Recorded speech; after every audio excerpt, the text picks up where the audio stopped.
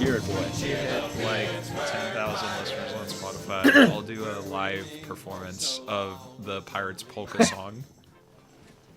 I don't know. I don't know where I'll do it Awesome. live. Maybe inside Tequila Cowboy or For something. the Pittsburgh Pirates. You gotta do the what was it, the song they play at the end of every Oh, the Pirates go, win. go, go, Root, yeah, root, whatever. root for our home team. We should probably Pirates know the words to generation, that, huh? Everybody shout. Let's go. See, Bucks! they also haven't been winning enough for us to know the words to that. True. It's very sad. See, dude, what has been going on around the league, man? It's been a hot minute. The Luis Dude. Ariz trade. Pirates which was should out of trade for nowhere. him. Oh. We need hitting. No. I mean, kinda, but Mike, I can see the vision. But yeah, Luis Arias is now a member of the San Diego Padres, and he's gonna absolutely tear it up over there. AJ Preller just refuses to have a prospect for it feels What like is a farm system? more than like a year or two. But Noah, what are you thinking of Arias in San Diego? Well, it adds about their 10th middle infielder to their roster.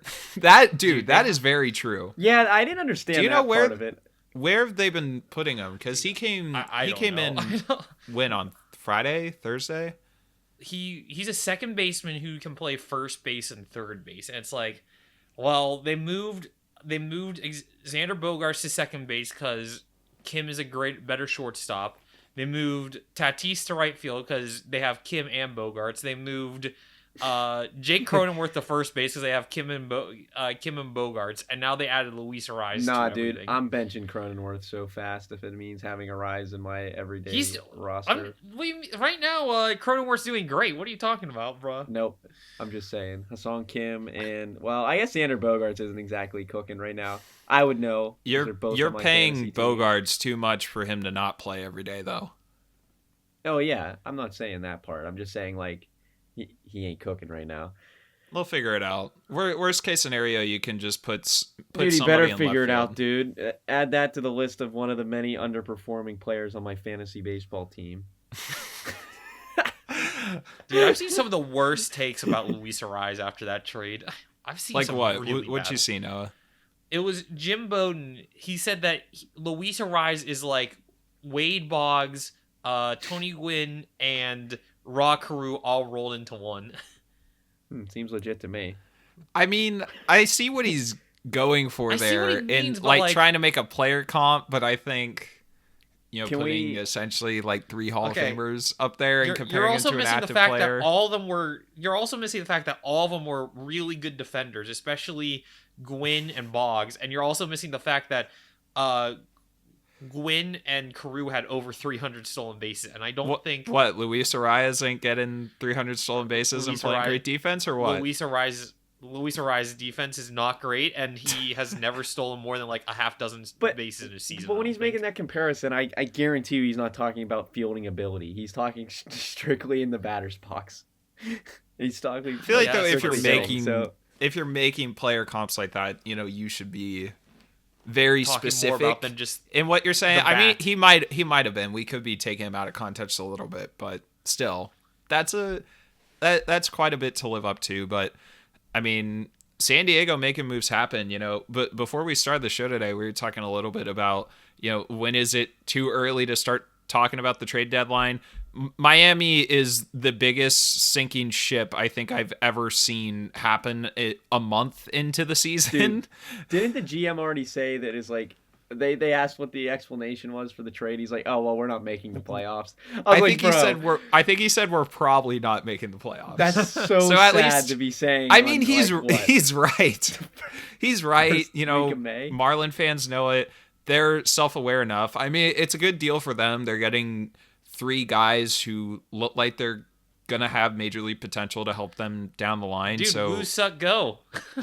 and they got Woo Suck Go. That's right. Woo Suck Go. I mean, he hasn't been looking great, but I mean, you might as well take a flyer on him. Especially, I'm sure Miami was targeting him specifically if they think they can improve him a little bit too.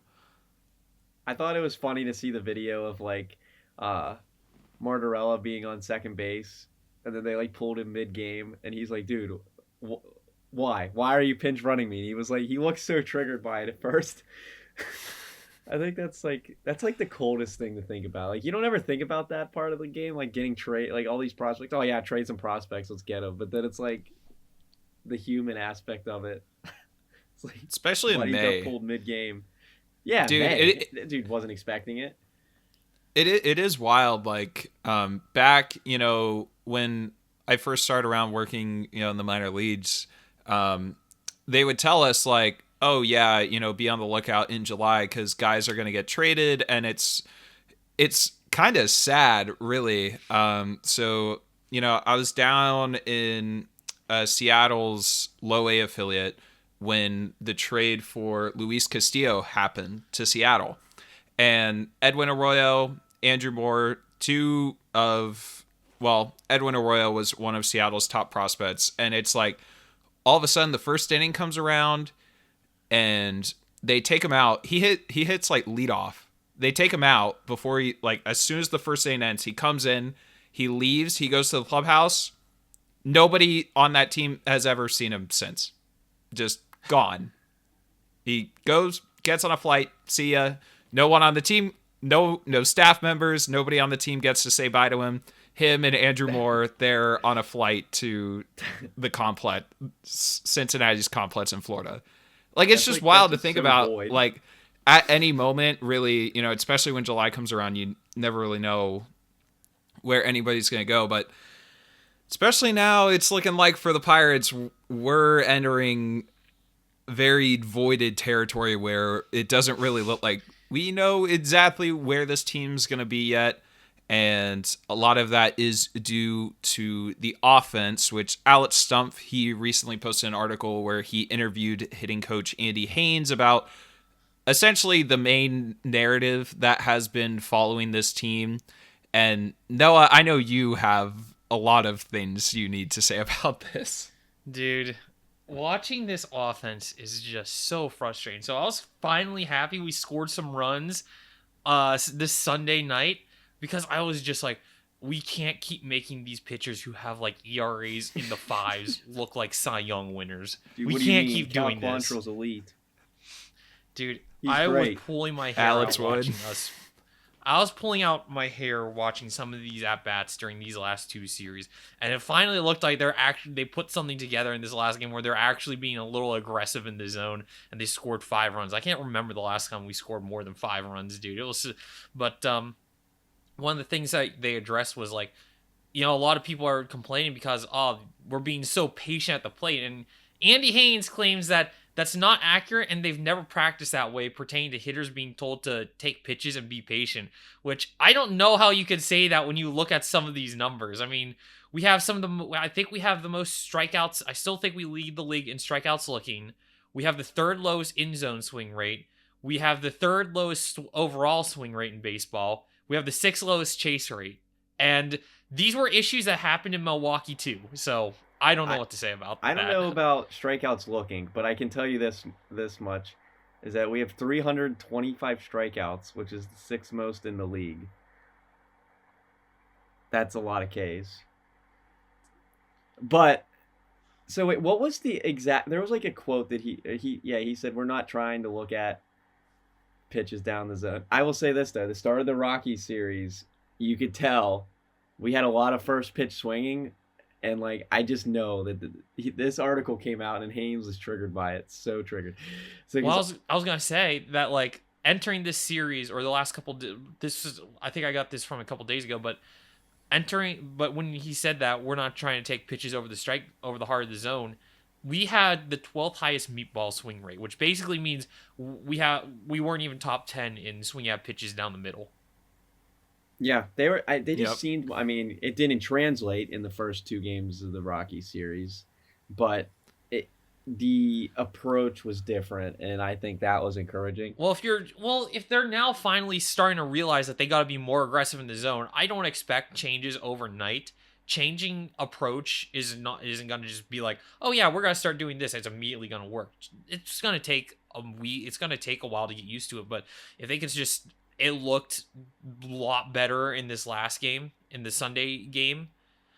Again though, like, this is a problem that Milwaukee had. when Haynes was there. I mean, they had the sixth lowest swing rate and the fifth lowest in zone swing rate for that 3-year period where Haynes was the Brewers hitting coach. And it's like something has to get done about it. It's like you can't just keep sitting there. Well, according to Haynes, though, if we take what he says being true, that it's not accurate and they never practiced that way, I mean, what else really could it be? Yeah, I don't. Brother had every opportunity to be like, yes, it's been bad, and we need to make changes, instead of saying, oh yeah, that's not what I'm telling them. I really wondered why he took that approach. You know, maybe he's been hearing a little bit of the noise online and he just, you know, was trying to combat that a little bit. But like, how come there you're not just saying like, oh, we understand things are bad right now. You know, everyone can see we're not performing up to expectations, and just say, you know, we're doing Changes things are gonna we happen. can. We're doing things we can to try and make changes to improve the offense. Not that never happened, unless I kind of believe it. I don't know why he would lie here in that situation. Yeah. I mean, the other thing that really frustrated me is like he said it's the definition of a numbers game and staying with the course through a process you know can have success over time. It's like this he has never once had success over time. The Brewers only had a 94 WRC plus when Haynes was hitting coach, and the only thing that they were above average in was on base percentage because they took so many pitches and drew walks at a decent rate. And it's kind of the same thing with the Pirates. I mean, 85 WRC plus in his time here, okay on base percentage, okay walk rate, because it's just been such a patient approach, and he's only ever ranked top 15 in runs scored once in 6 seasons. 5 if you don't want to count 2020. This isn't counting the Colorado Rockies series, but going into the series, the Pirates were 5-16 over that 21 game span. So if he really truly thinks this is a process that has success over time, losing 16 out of 21 is not success. And by the way, we had a negative 49 run differential in that span, which is absolutely atrocious. We In have 21 we have games? 6. It's not even 21 games at this point. We are looking at 66 seasons of it, or 5 full seasons and a 60 game season. It's not a small sample size at this point.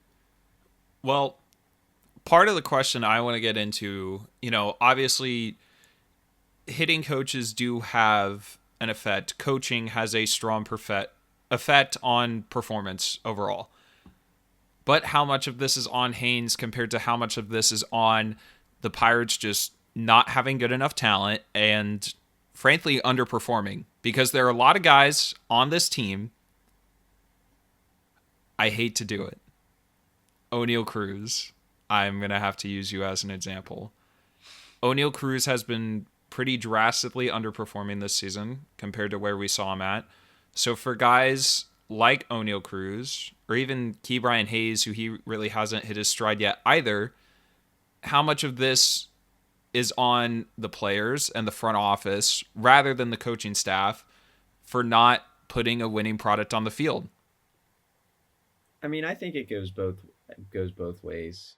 I mean, yeah, I don't think it's more so. I see so many people say this, and it kind of makes me a little upset. Kind of triggers me a little bit. They say we don't have enough talent to be good. This is like, no. Here's the thing: we're not the most talented team in baseball, but they are all underperforming the standards. I mean, we all expected, we didn't expect Rowdy Tellez to be like, winning a essentially title or one of anything. the worst offensive players in the league who's consistently getting at bats. Yeah, but like we're not expecting him to win a batting title. We were just expecting, I don't know, say like bat like 240 with some good power. Average compared to where he has been. We're not getting any of that, and it's the same way with like Hayes. Like you expect him to be like like 270s, 280 hitter. I mean, he's he down was in the so good 250 in the level. second half It's just last like year. they have the talent there. Olivares, he batted 267 last year in Kansas City. Now he's at the Mendoza line right now. Jack Sawinski batted 220, which is not a high standard to begin with. Now he's batting down in like the 180s. It's just And like, he's not even doing it with power. That's the big thing. Yes, He's not even doing it with exactly. power. Like I'm okay if he bats I'm okay if he bats like 220. Just give me some power. There are guys you can point out, like Sawinski, who I think are victims of the approach that they've taken this season. But there are other guys that I think they're just underperforming, and it's just not, where we expected this team to be at this point in the season. And I think it's only so much the coaching staff can do themselves if the talent isn't there. Yeah, one player that's underperforming, and I think, actually, I want to say it was on the broadcast. I don't remember what game it was. And it was Neil Walker and Greg Brown. They were on it. Brian Reynolds. They were like, he hasn't really gotten going from the left side of the plate, and they said it's like, I think he was batting 190 at the time. I don't know if that's probably changed. I think it was like 2 or 3 games ago now, but they said, yeah, it probably has something to do with a little bit of, he's faced a lot of lefties, so he's taking way more at bats in the right-handed box. And as a switch hitter, majority of the time you're going to get more lefty at bats throughout the course of the year. And I feel like he just hasn't had enough to like hit his stride yet. So I mean, like, I'm not really worried about Reynolds batting like 240 right now, because he's also still drawing a crap ton of walks. It's like he's still getting on base. But like, I feel like once he starts getting more lefty at bats, the average is going to probably go back up into 260, 270s. Yeah. What I'm trying to figure out is, looking at these last 4 games, okay? You lost 4-0 to the A's in a series where they were swept, weren't they? Yes, unfortunately. By the A's. Very Okay. unfortunately. Don't remind me. Then you lose to Colorado on Friday, 3-2. Then you win 1-0 on Saturday. And then today you saw a little bit of a spark and you win 5-3. And this has been going on since mid-April, that the offense has been struggling. And there are guys in the minors that have been playing very well. And there are guys in the majors who have options, so you don't have to straight up give up on a guy, release him, DFA, whatever you need to do to get rid of him. So there are opportunities to make some moves on this roster that have not been made yet. Do we think they are coming soon? I have to imagine they're thinking about doing something, because like, I love watching Jared Triolo play defense, and you guys know how much We I love know defense. you love him. But We know. at some point, it's like, well, look at G1 Bay and look at Nick Gonzalez, and these guys are just hitting the ball everywhere. And I mean, G1 Bay has an on-base percentage over 500 right now at AAA. It's a small sample size, because he kind of got he kind of came back in like mid-April because of an injury, but still, he's been great. I mean, it's like, you got to at some point just be like, all right, he's doing great. Let's see what he can do. It can't be worse than some of the guys on the team. I mean, same thing with Gonzalez. Gonzalez has been great this year. Big thing I like to see from Gonzalez, though, is like, he's just swinging less often at breaking pitches and breaking it off speed, because he really had trouble with that last year, and it's just not giving him nearly as much issues this year. So, again, at some point you're going to be like, all right, these guys are doing outstanding at AAA.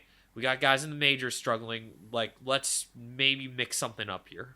And we mentioned it before too. I think it's just more, it's like, just switch it up. Try to show that you're trying to change what has been going on. Like, even if they came up and like crap the bed, like, at least you're showing the that effort's you want there to make. Yeah, I mean, a guy we mentioned that. A guy I think we don't even have a little bit listed ago, is but- Leover Peguero too. Yep. and that was a guy that I wanted to make the opening day roster. I was actually like so sure that he was going to make it, and I was very shocked they sent him down. But I expect him to be back up soon. I can't imagine keeping him down for a long period of time, especially with the way things are going. I don't know. I think you want to see what the young Bucks can do. So Say, what about Jake Lamb? he's not a young Buck, but hey, I'll take No, it. he's not. If you're gonna bat I mean- 403, I don't care how old you are. Over Rowdy Tellez, it's like, dang. Hey, Rowdy did get an RBI double today. Hey, Don't forget Rowdy's that. had a couple of okay He's had a games couple recently. good games. He's been picking it up a little bit. Just enough. He hasn't Just done enough bad, like, to the still last stay week on and the a half. roster for now. He hasn't done bad in like the last week and a half. You kind of mentioned it earlier, Dawson. You were saying about O'Neal Cruz. O'Neal Cruz had a pretty solid series against Colorado, which 2 is home encouraging. Yeah, 2 home runs. I mean, I'll tell you what's not encouraging is that first one came in the 9th inning, which means we were shut out for 8 innings by the Rockies, and then once again winning 1-0, we were shut out for another 8 innings before scoring in the 9th, which is not, And we finally the won best. one game. We But finally who knows? won again. Maybe that walk By 5 off. runs. They needed to something. win this series, man. They needed Oh, to. 100%. And now you got to win the series against the Angels because you have no Mike Trout. And they are just mid right now, and so are we, but is okay. This is where we right the ship and turn it around. Hell yeah. It is a home series too, with the Angels coming to Pittsburgh. I mean, So, if you take it- 2 out it's of a the long 3 homestand and then you in go May. into... Yeah. Wait, say that again? It's a long homestand. Yeah, Well, Colorado, you figure Angels, where and then the Cubs this weekend. Yeah, I mean, you figure our last 6 games were out on the West Coast, so I mean, we were kind of due for a homestand. Because I mean, we were in Oakland, and then we were in San Francisco. So I mean, these are the games you got to win now, especially after having a rough Oakland series. I guess They gotta continue the approach they had this last game. Just be a little more aggressive. Like, I'm not asking us to go out there and swing at everything. Just swing a little more often, dude. I'm so tired of seeing us strike out looking at pitches down the middle. And it's like, come on, just lift the shoulder. Just lift the bat off your shoulder. Just swing. I don't care. If you miss, you miss, but just swing. I just don't know what the full answer is sometimes because I'm just looking at some of the numbers we have written here. And it's like, just a lot of guys have regressed. And it's like, guys have changed their approach. Guys have changed the way they hit the ball. Guys are going to the pool side when they really probably should be going the opposite way. Guys are going the opposite way when they should be pulling the ball. It really kind of feels like Andy Haynes is sometimes trying to take a square peg and try and fit in a round hole.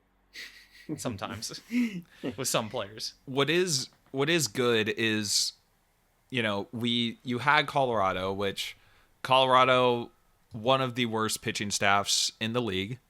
And you still really only scored, 9 runs against them in a 3-game series, which I don't even count it as 9, given that we got shut out for 16 of those innings in the first 2 games.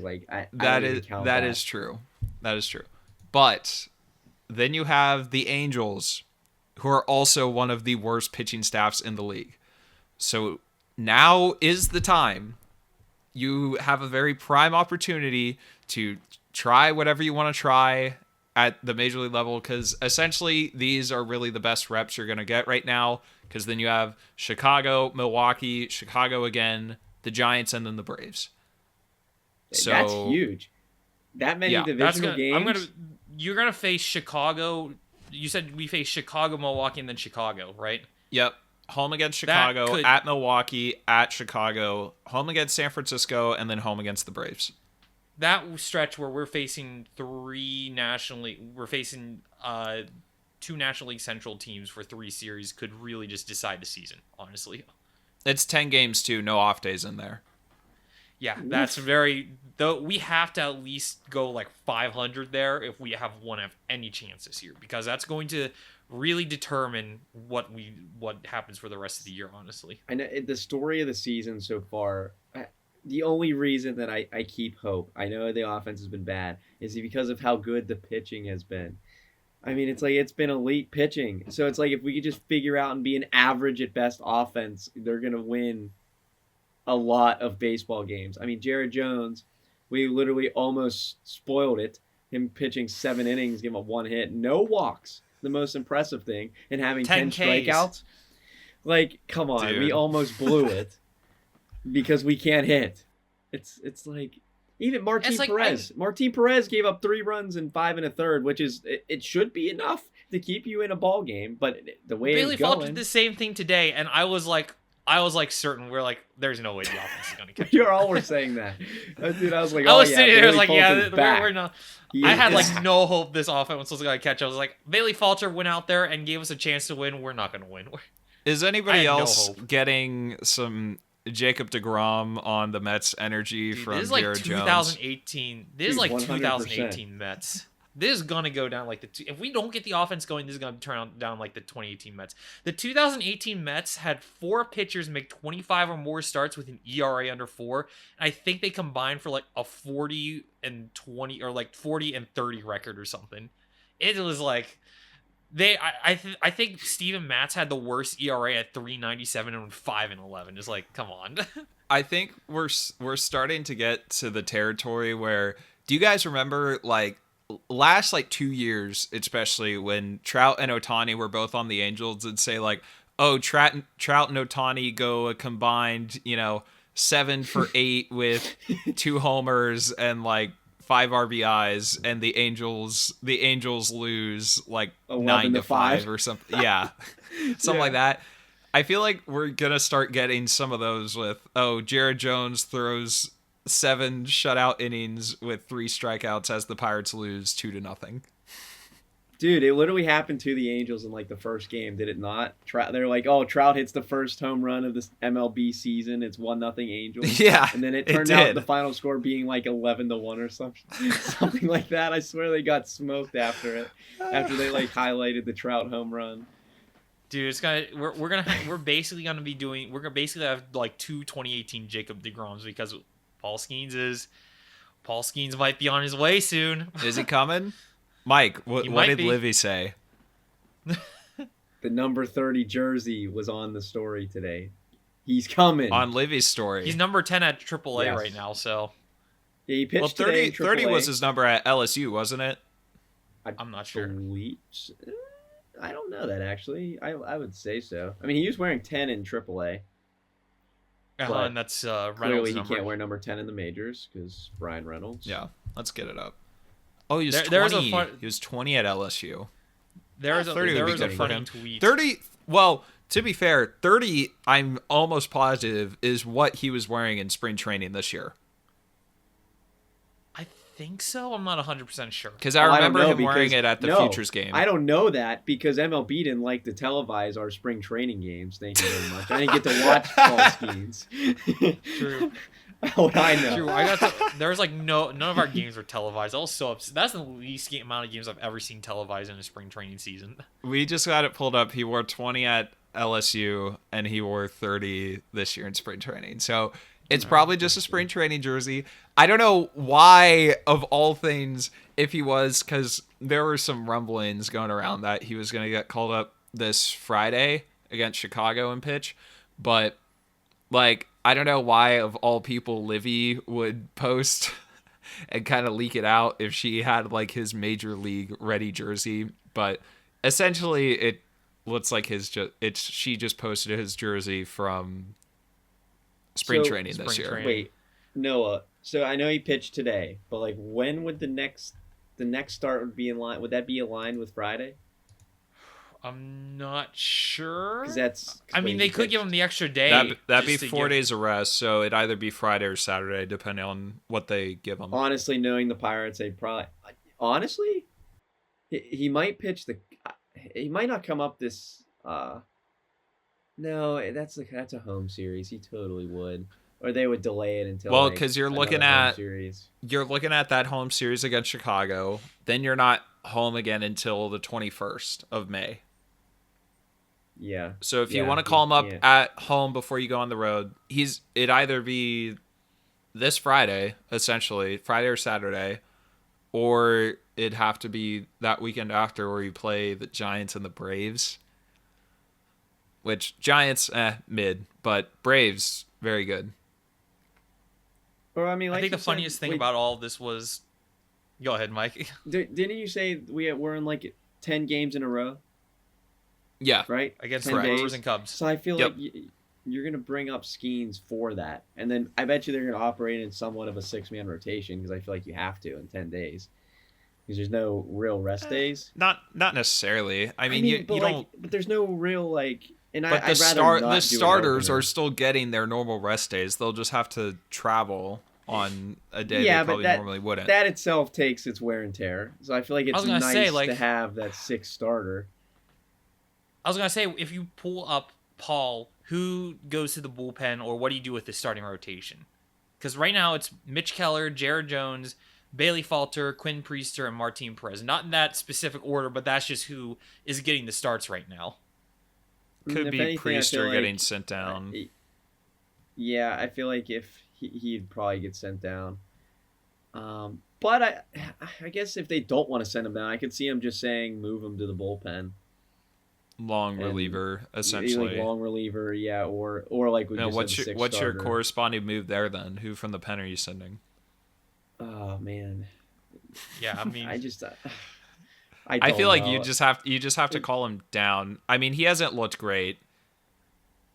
Priester, Priester, he's been okay. I mean, he pitched It's good not been- against the Giants. he's been okay, Granted- but is he worth keeping up and then sending somebody down from the pen just to call up Skeens, and then not having him make starts? Because that's the thing. Do Realistically- you want to have him still making starts? Because if you want to do that, he probably needs to be in AAA. Realistically, Paul Skeens is never going to get sent down again unless he's on some injury rehab assignment. So whenever he gets called up, he's never going down. Right? Probably not. I'd like to Correct. assume so. I would also assume so with you. Well, you got to ahead. look at the rotation. It's like Mitch Keller's gonna stay. I know he hasn't been doing great recently, but we're not going to Oh, God, I've been- demote our guy. He's who's making I've just- too been much going to money war now. for that, brother. I've been going Money to man war Mi- for that, brother. Money man Mitch, he's making too much money. You can't do We're- anything with him. Yeah, I was He's gonna say staying. we Yeah. just extended him. We're not gonna send him down unless it's an injury. Jared Jones not going anywhere, No. obviously. Martin Perez not going anywhere. The only So one that really Martin just leaves you Perez might Bailey go is Falter the or trade. Quinn Priester. The only Do you move Mar- do you move Bailey Falter to the bullpen? No, not with how he's been doing. No,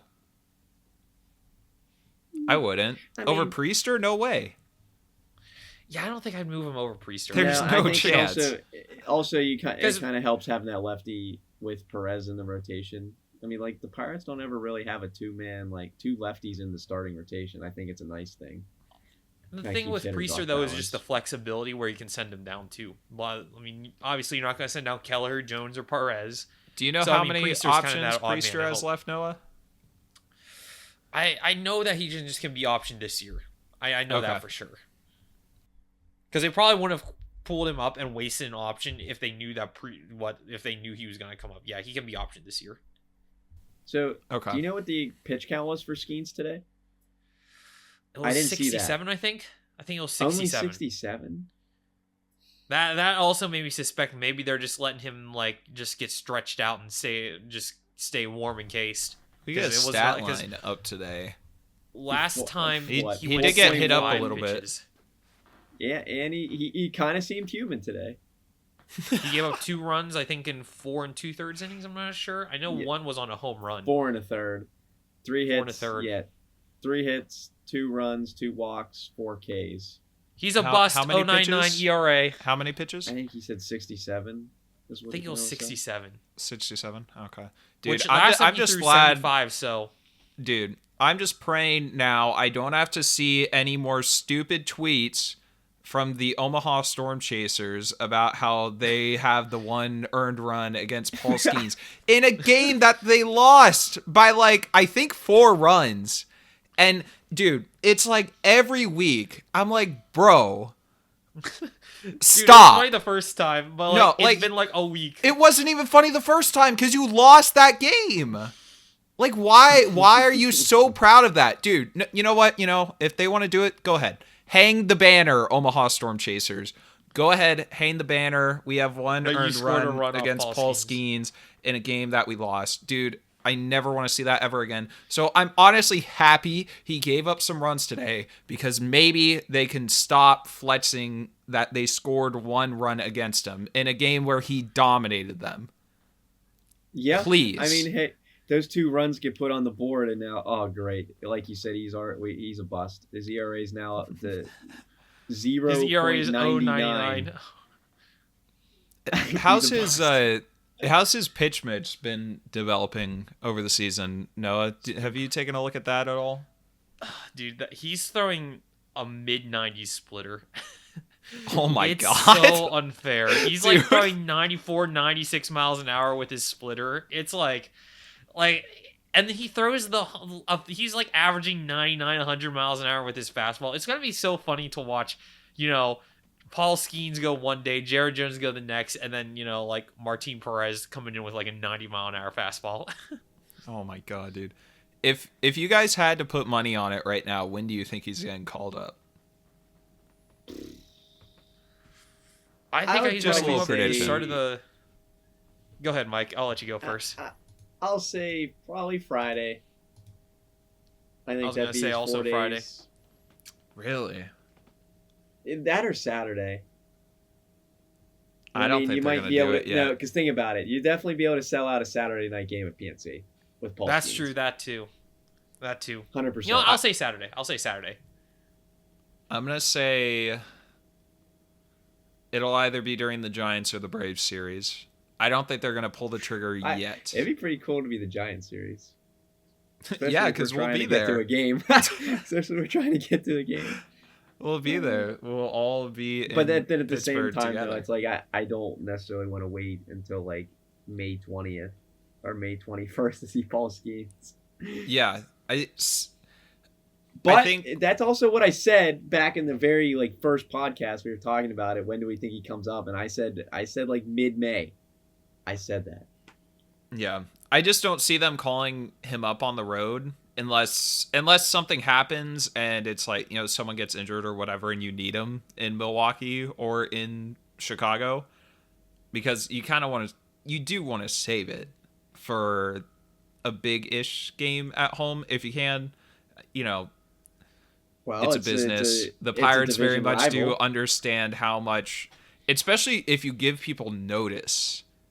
Like, say people have like even just a 24-hour notice of, hey, Paul Skeens is going to start tomorrow. If it's a Thursday, Friday, Saturday game, even Sunday too, it's going to be pretty packed. Oh, dude, it's how it was with Chris Archer. When we got the Chris Archer trade, they made it known that he was going to pitch that Saturday. What a callback! like- Oh my god! And I Damn. know because I remember this because I was sitting in my basement for like 4 hours watching the MLB Network like trade deadline edition. You trying weren't to- watching me and Noah's trade deadline extravaganza. That was like, Noah, how long was that? Did we do it for like? I didn't I even think we- know it's you like guys 8 hours. existed at 12 this hours. point. I think we did I 12 didn't hours. even know you guys existed. That is I think true. we you did didn't at know. 3 No, a.m. you're to right. 3 It was p.m. 12. I It was remember. 3 a.m. to 3 p.m. I think. That's right, Jesus. dude. We had a great time, and then I vividly remember Noah freaking out Because we actually when made a trade. when they traded for Archer. And my optimism for the trade quickly went away, slowly went away every time they announced who was All in you the needed trade. to Like, know oh, was oh, all oh. the hosts of the show were just like, they traded who? And they're like, wow. Dude, I I was like- believe it. What a haul. I was like, oh I was my like, God, I was like, great. okay, I Pleased. remember when that trade went down with Chris Archer, and I was like, okay, I can live with Austin Meadows and Tyler Glasnow. I think it was a little bit of an overpay, and I was like, oh yeah, the player to be named later was Shane Baz. I was like, all right then. Because at the time, Shane- that was- Shane Baz has Baz been, like- felt like he was a prospect forever. Is he still a prospect? Is he on the list? Yeah, I 'cause honestly he's- wouldn't be he surprised has- to see He's him. barely pitched this year. He's still injured. yeah, so like I'm not, yeah, at the time though, it was like the year before he was our first round pick. Like that's a lot, I mean, I guess. But like In looking at it now, though, retrospect- Shane Baz, goodbye. Well, Yeah. in retrospect now, Other with Meadows really kind of peaking in like a season or two, like, is it really that bad? It's No, not as it's bad really as just it glass was, now. but Yeah, it's because not like, as dude, bad as like it was, but 20, we definitely did not win that trade. 2019, like 2019, 20 when Meadows was going off, dude, it was like, oh, this is a little. Yeah, and this that was one also when, backfired, didn't it, boys? Yeah. the first half of 2019, I was like, oh, this could be like one of the worst trades of all time, because it was like Dude. that was when Tyler Glasnow started the year off outstanding. He looked like a Cy Young candidate in June. Austin Meadows was like batting 320 with like 12 home runs already halfway through the year, and there's like Shane Baz also pitching great in like Double-A for the Rays. I was like, oh, this could be really, really bad. So going back to like the Chris Archer game, so I kind of like got sidetracked a little bit. But when we went, I was at the game, right? It was like 4 days notice, and I was like, "Yep, we're going. We're gonna be there in this stadium. We're gonna see him." So me, my boy Dax were there, and before the game, we went down the third baseline like before because they didn't have protective netting that far down. He walked down the outfield, which is high fiving all the crowd. You can actually, I have a video somewhere in my phone. I have to find it and give it, like, send it to you guys or whatever. But like he walks down the line and he gives us high fives, and you can see us on the broadcast. Dax says something. He goes, "Hey man, welcome to Pittsburgh," and he dead on looks at him, like his head right on the TV. It was pretty awesome. And I also called it because we were there 3 days before this, and I said, I can't wait for Chris Archer to give up a home run to Matt Carpenter. I swear to God, we were on the T station. And then in the first inning, he gave up a solo shot off the batter's eye to Matt Carpenter. I was like, dude, there's no way I called this. There's no way. It's like, oh my God. But no, but the point is going back like with Skeens is that if you give people notice on a weekend, they will show up and sell out the stadium. That was the main point of that. Starting this show today, I would not have believed you if you told me at some point we were going to end up talking about the Archer trade again. Chris Archer. It was just, I don't know. It just kind of crossed my mind, like you said, dude, about Paul Skeens. Give him notice. That time's starting to come, man. Trade deadline's July 30th. Less than 2 months away. Well, especially now. Or no, like, that's like 3 rise. months away, isn't it? Is this gonna be like how hyped May do you just think started, this so debut is gonna be? Do you think this is the most hyped pitching debut since Steven Strasburg? Because that's the comparison everyone's made with Skeens is like. To be Steven fair, this is like Strasburg, like the biggest debut of the Pirates, no doubt. Yeah, Well, for the Pirates for sure, but I mean, the only thing that comes close, I think, is like Garrett Cole. Yeah, because even when, like, who's a high pitch? Like guys like Casey Mize, even when like Casey Mize came up, you know, and like it wasn't even close. Even with how high he was drafted, it's like, because I think people just know that he's so just special and different. It's not like, oh, he's good. It's like, no, he's just better than like everyone. He can be a generational talent. Yeah. That's like that, and it's like, I can't think of the last time. I mean, even the Garrett Cole, I don't remember Garrett Cole getting this much hype in 2013. No way. That was in the middle when the Pirates were really good. He came up in early June, and it's like the Pirates were like doing outstanding then. It's like, even then, it's like, I don't remember Garrett Cole getting this much excitement around him. I mean, Garrett Cole had that electric debut. It was against the Giants. I remember he even drove in the first run with a hit, and it was like, it was insane. It was that debut was crazy, but it's like, I don't even think he got that much hype. Pitchers hitting was just so fun. It's like, I know it was like 90% of the time an automatic out, but like for those that could hit the ball, Garrett Cole being one of them, like, dude, you see Jake Arrieta, Madison Bumgarner, Garrett Cole just pimping homers. That's awesome. Like, it's okay. Our DH right now is what? Rowdy Tellez? Yeah, give me my pitcher. I'll take Steven Brault. I'll take Steven Brault on the batter's box in like I forgot Steven Brault. Like a quarter of our lineup right now. He had a bomb in Colorado a couple of years ago. See, it's just like, I don't know. I think it's just entertaining in that regard too. It's plus it's strategy because like I know Joe Madden did it the best, where it was like he would bat the pitcher eighth instead to try to get like the turnover or whatever. It was like there's strategy to it, so it's like, yeah, whatever.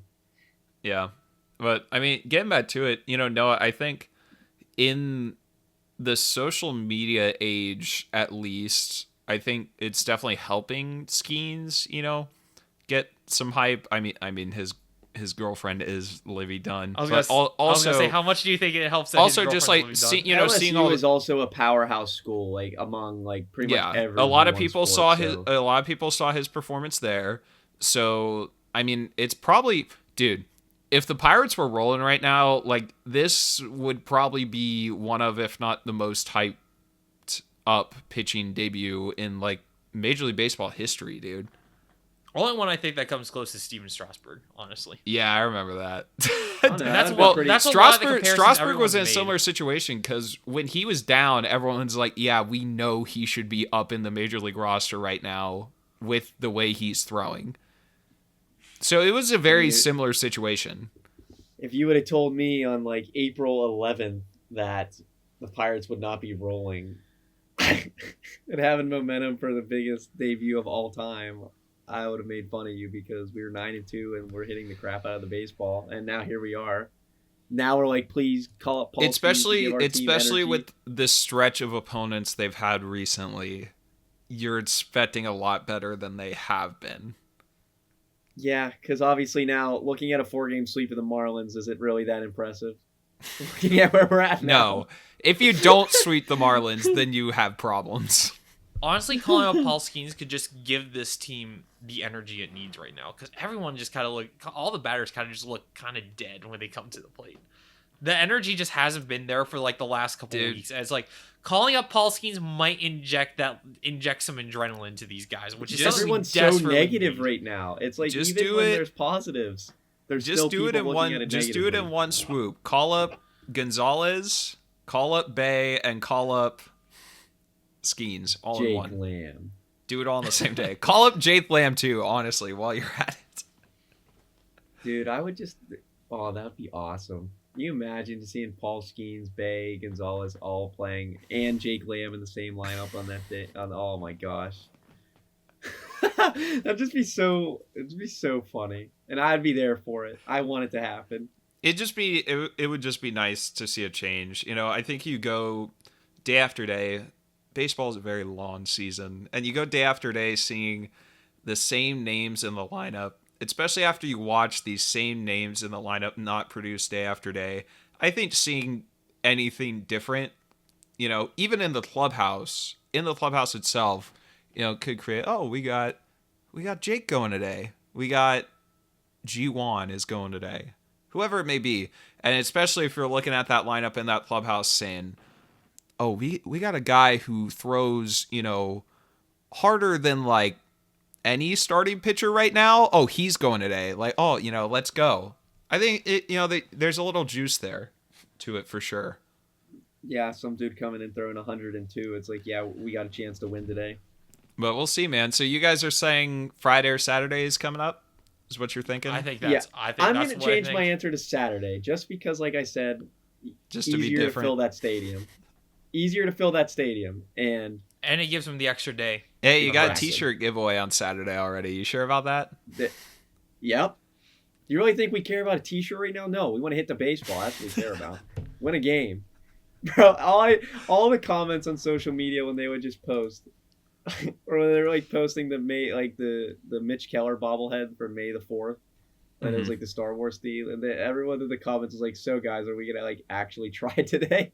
Are we Dude. gonna actually hit we the should ball? try to win the game." Bro, those were like, I saw some comments that, you know, looked like they should be directed to a team like the Marlins. It was pretty 'cause bad. I'm working on the Rum Bunter Twitter account now. I've posted every time we've lost. Now I'm starting to post every time we lost by 3 or fewer runs. We're on 14 now. 14 losses by 3 or fewer runs. How many games are we into the season? I just want to look that, because that's about What We have the Pirates? we are have 17, 19 19? well, I know we have 19 losses, and 13 or 14 of them, no, 13 of them have been by 3 or fewer runs.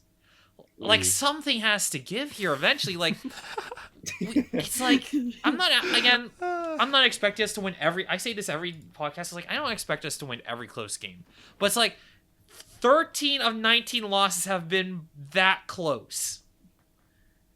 Yeah. and we're having very different conversation if those games go another way. Like, obviously we'd still, you know, be talking about the offensive struggles, you know, of course, but it would still be a little more, it'd be less pressing than it is now. If you won 5 of those games, I'd be okay. I'd be okay. Look at some of the games that David Bednar blew. Like, we'd really be liking them 3 wins right about now. Just saying. Well, we'd be in much better of a headspace than we are currently. They're just gonna have to make it up really Hey, over the next 2 weeks. We didn't talk about Bednar. We didn't talk about him, but he's had We didn't talk 2 about good Bednar. games. He had 2 good He- ninth he's been innings against looking He's looked a lot Colorado. better. Granted, it's Colorado, but solid innings nonetheless. It's I will Colorado. take Look, nonetheless. I'm not. If they won 5 of those 13 losses, I'd be okay. It's 13 losses. Are you saying you're not okay, Noah? I'm not okay. I'm very much not okay. I have said some very unhinged things in our group chat we're all in. I don't regret them because I'm just so voided on some of this. Hey, wait, add this game to the total again. Remember, what's our win? How many wins do we have when scoring 4 or more runs? Because we just added another one today. We scored 5. That's how you win games. Turns out when you score a decent amount of runs, we can win. Someone should tell Andy Haynes that. I'm pretty sure he is well aware, given the comments he's been getting lately. And even, I think even having to do, he probably didn't have to do it. I'm sure he obliged to, Alex Stumpf. But, having a writer come up to you and be like, hey, your offense has been really bad. And I'm gonna write a piece about it, about, kind of what you guys are thinking. I think even having that come up to you is really a sign of, eye-opener. maybe the public isn't too pleased.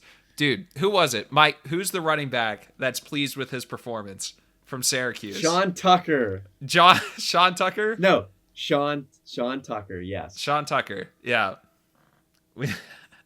That was like my favorite part of the college football season, when he would just like tweet, be like, "Oh, was he pleased today?"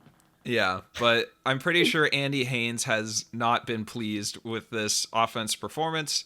Maybe today he got the win. But you guys have anything wrapping up? We already kind of talked about the next couple series coming up. You guys have anything to wrap up before we head out? Please just win a couple more games and score a little more runs. Let's make it back-to-back series wins, please. Oh, one more thing. If we aren't at 500 by the end of the month, I'm going to become an A's fan. Why would you torture yourself more? Going from the A's are good. What are you talking about? Hey, man. That bullpen. Okay, yeah. And our bullpen is also good. Well, yeah, can be. They haven't been great, but they can be, and they should be good. Noah, we know you'll never jump sides. It's okay. It'll all be all right. See, there's no point of jumping now. We've been so bad for so long. Like, what would be the point of jumping? You might as well stay committed now. So much. Yep. I'm committed to this abusive relationship with the Pittsburgh Pirates. Dude, did you see? This is funny. Right before we wrap it up, so I saw a dude.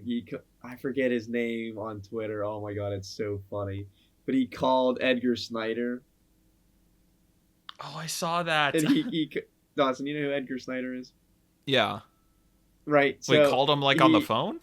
He called him and they're like, "What is your cause?" And he's like, "It was a baseball related incident." And then they're like, "So you got hurt playing baseball?" He goes, "No, I got hurt watching the Pittsburgh Pirates play baseball." And then they hung up on him. I thought that was just so funny. I want to file for emotional damages. On radio or TV or down at the park, we raise a Jolly Roger. It's been many years in coming. Let's keep that buck